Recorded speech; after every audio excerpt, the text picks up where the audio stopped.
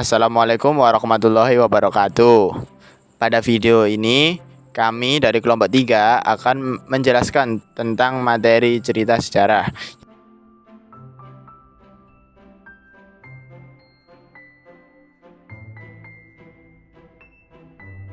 Pengertian cerita sejarah. Cerita sejarah adalah cerita yang di dalamnya menjelaskan dan menceritakan tentang fakta kejadian masa lalu yang menjadi asal muasal atau latar belakang terjadinya sesuatu yang memiliki nilai kesejarahan, bisa bersifat naratif atau deskriptif.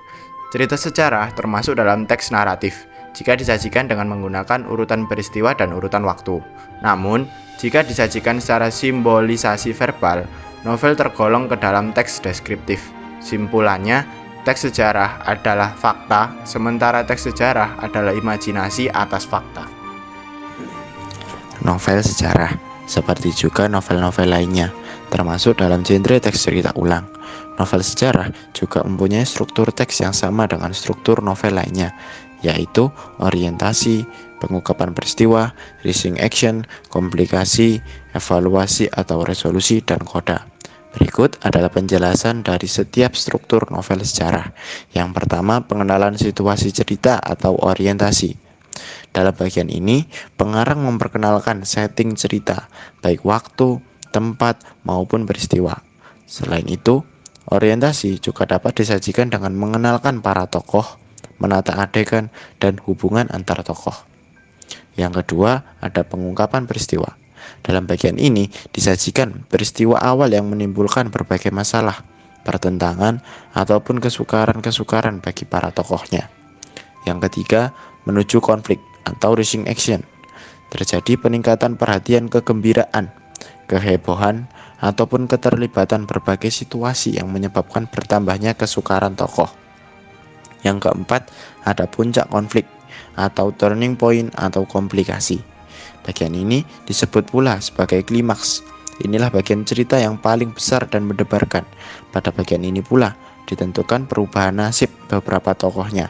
Misalnya, apakah dia kemudian berhasil menyelesaikan masalahnya atau gagal. 5. Penyelesaian atau resolusi. Sebagai akhir cerita, pada bagian ini berisi penjelasan ataupun penilaian tentang sikap ataupun nasib-nasib yang dialami tokohnya setelah mengalami peristiwa puncak itu.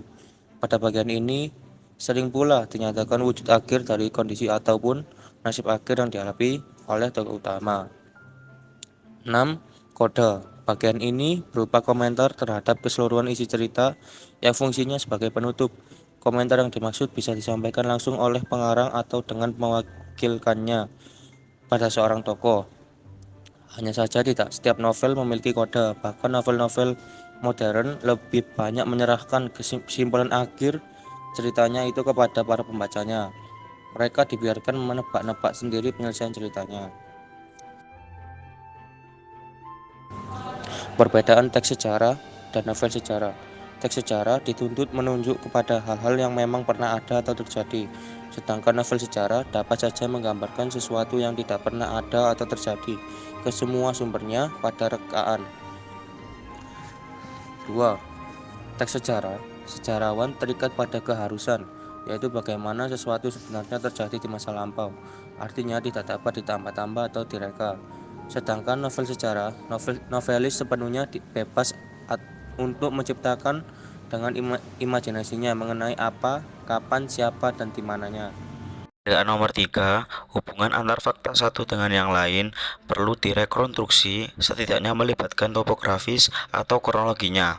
Cerita sejarah yaitu imajinasi dan kemampuan menciptakan pengaranglah yang mewujudkan cerita sebagai suatu koherensi yang memiliki hubungan dengan situasi sejarah. Dan yang keempat, teks sejarah, sejarawan harus bisa membuktikan bahwa yang dibawakan pada masa kini dapat dilacak eksistensinya di masa lalu. Sejarawan terikat pada fakta mengenai apa, siapa, kapan, dan di mana.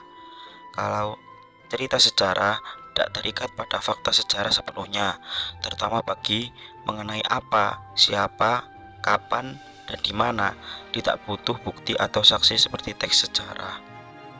Dan perbedaan yang kelima, teks sejarah, pelaku-pelaku, hubungan antar pelaku, kondisi, situasi hidup, dan keadaan masyarakat serta universal harus sesuai dengan kenyataan yang terjadi. Kalau cerita sejarah, pelaku atau tokoh, hubungan, situasi, dan kondisi masyarakat dapat berasal dari imajinasi yang hanya memiliki relevansi dengan sejarah. Kebahasaan dalam teks cerita novel sejarah. Yang pertama, menggunakan banyak kalimat bermakna lampau, seperti prajurit-prajurit yang ditugaskan membersihkan gedung bekas asrama telah menyelesaikan tugasnya. 2. Menggunakan banyak kata yang menyatakan urutan waktu, yaitu konjungsi, kronologis, temporal, seperti sejak saat itu, setelah itu, mula-mula, kemudian. 3. Menggunakan banyak kata kerja yang menggambarkan suatu tindakan, yaitu kata kerja material, seperti melihat, mengangkat. 4. Menggunakan banyak kata kerja yang menunjukkan kalimat tak langsung sebagai cara menceritakan tuturan seorang tokoh oleh pengarang, seperti mengatakan, bahwa, menceritakan. 5.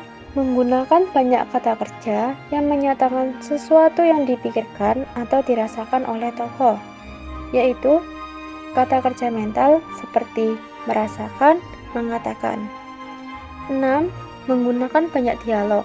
Hal ini ditunjukkan oleh tanda petik ganti dan kata kerja yang menunjukkan tuturan langsung. 7. Menggunakan kata-kata sifat, yaitu descriptive language, untuk menggambarkan tokoh, tempat, suasana seperti di sebuah rumah yang nampak kumuh. Yang kelima, ada nilai-nilai. Cerita sejarah banyak mengandung nilai-nilai yang disajikan secara implisit atau langsung dan implisit atau tidak langsung. Sebagian besar nilai yang dihasilkan masih sesuai dengan kehidupan saat ini atau dapat menjadi pembelajaran di masa ini. Berikut adalah nilai-nilai yang dapat hadir dalam cerita sejarah. Yang pertama, nilai budaya. Nilai yang diambil dari budaya yang berkembang secara turun-menurun di masyarakat atau berhubungan dengan budaya Melayu. Ciri khas nilai-nilai budaya dibandingkan nilai lainnya adalah masyarakat takut meninggalkan atau menentang nilai tersebut karena takut sesuatu yang buruk akan menimpanya. Yang kedua, nilai moral. Nilai yang berhubungan dengan masalah moral, dan pada dasarnya nilai moral berkaitan dengan budi pekerti, perilaku, atau tata susila. Yang ketiga, nilai agama. Nilai yang berhubungan dengan masalah keagamaan dan biasanya ditandai dengan penggunaan kata dan konsep Tuhan, makhluk gaib, dosa, pahala, serta surga dan neraka. Yang keempat adalah nilai pendidikan. Nilai yang berhubungan dengan proses pengubahan sikap dan tata laku seseorang dalam usaha mendewasakan manusia melalui upaya pengajaran. Yang kelima, nilai estetis, yaitu nilai yang berkaitan dengan keindahan, baik keindahan struktur pembangun cerita, fakta cerita, maupun teknik penyajian cerita. Yang terakhir adalah nilai sosial, yaitu nilai yang berhubungan dengan kehidupan di dalam masyarakat, biasanya berupa nasihat-nasihat yang berkaitan dengan kemasyarakatan. Hidup kesepian tanpa kekasih. Cukup sekian, terima kasih. Wassalamualaikum warahmatullahi wabarakatuh.